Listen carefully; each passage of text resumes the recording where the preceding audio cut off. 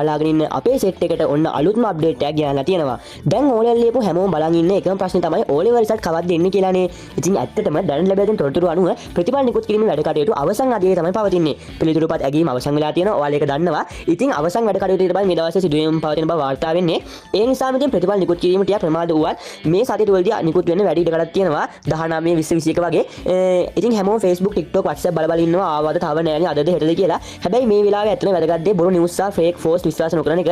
නිල නිවේදනයක් නිකුත් වෙන එක ඉවසීමෙන් ඉන්න එක තමයි හොඳම දේ. මතක තියාගන්න ඕනේ ප්‍රතිඵල කියන්නේ ජීවිතේ තීරණය කරන අවසාන ලකුණු පත්‍රය නෙවෙයි. සමහර වෙලාවක් කරගෙන අතරමං වෙනවා. සමහර තාම සාමාන්‍ය ප්‍රතිඵලයක් පටන් ගන්න ජීවිතේ ලොකු තැන් වලට යනවා. ඒ නිසා රිසල්ට් එක ගැන අධික බය වෙන්න එපා. දැන් කරන්න තියෙන ටික ගේම් එකක් ගහලා ෆිල්ම් එකක් බලලා පවුලේ යාත් එක්ක කාලය ගත කරන්න. යාළුවෙක් එක්ක ආතල් එකේ ඉන්න. ඒ වගේම ඔයාලා A level වලට මොනවද කරන්න කියලා ඔයාලා කල්පනා කරන්න. ඉතින් O level රිසල්ට් එන දවසේ ඉතින් ඒ වෙනකන් ජීවිතේ එන්ජොයි කරන එක තමයි වැදගත්. O level ලියපු හැමෝටම එන සුබ පැතුම්. ඔයාලා ඉතින් බලාපොරොත්තු වුණාට වඩා හොඳ O level රිසල්ට් එක ලැබෙන්න කියලා මම හදවතින්ම ප්‍රාර්ථනා කරනවා.